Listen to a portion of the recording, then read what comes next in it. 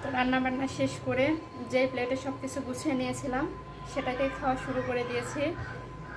তো অন্তত এই খাবারটা মাসে 3 বার আমি রান্না করবই।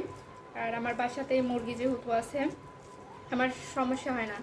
দেশি মুরগির ডিম দিয়ে আলু দিয়ে আসলে রান্নাটা অনেক মজা লাগে। যদি আমার চেহারা অনেক ফ্যাট হয়ে যাচ্ছে, মানে এখন 62+ ওজন হয়ে যাচ্ছে, মানে গেছে। তো তারপরে কি করব, বেশি বেশি আলু খাই আর বেশি বেশি মোটা হই।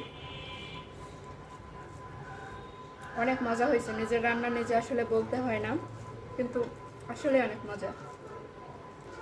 আপনারাও বাসায় রান্না করবেন, অবশ্যই একটাবার ট্রাই করবেন। আর আমাদের নওগাঁ অঞ্চলের মানুষই মনে হয় নওগাঁ বগুড়া এই ডিম দিয়ে আলু দিয়ে বা মাছ দিয়ে আলু দিয়ে এই ঘাঁটিটা বেশি পছন্দ করে। এটাকে অনেকে আলুর ডালও বলা হয়, মানে বলে, অনেকে আবার আলু ঘাঁটি বলে থাকে। তা আমাদের নওগাঁ অঞ্চলের মানুষটা আলু ঘাঁটি বলেই পরিচিত। তো ভালো থাকবেন, আর যদি ভালো লাগে তাহলে অবশ্যই লাইক, কমেন্ট, সাবস্ক্রাইব করতে ভুলবেন না।